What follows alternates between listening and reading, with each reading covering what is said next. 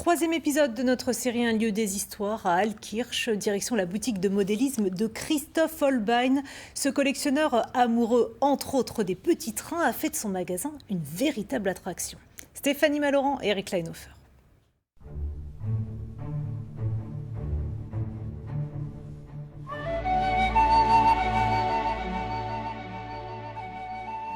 Pour ce troisième épisode d'Un lieu des histoires à Altkirch, nous sommes au cœur de la ville et comme Noël approche, il y a une boutique qui a décidé de mettre le paquet au niveau déco. C'est la boutique de Christoph Holbein et vous allez voir, il nous réserve une très belle surprise, si vous voyez ce que je veux dire.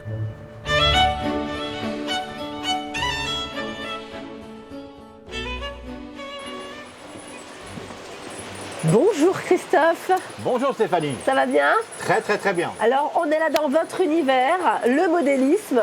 Oui, qui est ma très grande passion. Le petit train. Le petit train et les grands trains, puisque sur différents niveaux de haut en bas, on essaye de créer les plus grands univers et diversification possible dedans, dans tout l'art du modélisme. Et alors là quand même, je suis interpellée parce qu'il y a des gens qui ont la tête en bas quand même. Oui, c'est un peu la situation de la vie qui veut ça, puisque nous avons un ressenti très fort que on fonctionne à l'envers depuis 2 ans. Ah oui. Donc les gens qui sont en haut ne peuvent plus communiquer avec les gens qui sont en bas et on les met en scène à travers nos personnages et figurines. Et alors quand on tourne la tête, paf, on va là et là, un autre univers nous accueille. Ces personnages me disent quelque chose. Ce serait pas d'un film fantastique? Oui, peut-être un certain, peut-être Lord of the Ring. De Peter Jackson? Tout à fait. Tiré de la fameuse trilogie de Tolkien, Le Seigneur des Anneaux.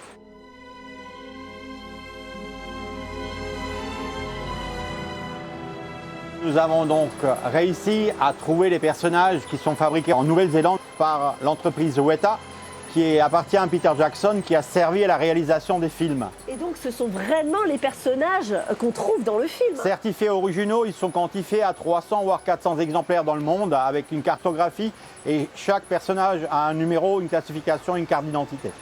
Et alors je suis étonnée aussi de la structure parce que là c'est un espèce d'arbre qui se déploie au milieu du magasin.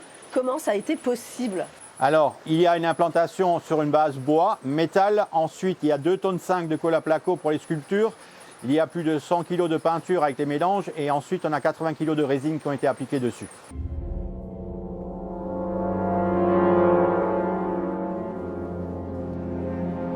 J'aimerais qu'on parle de ce dessin.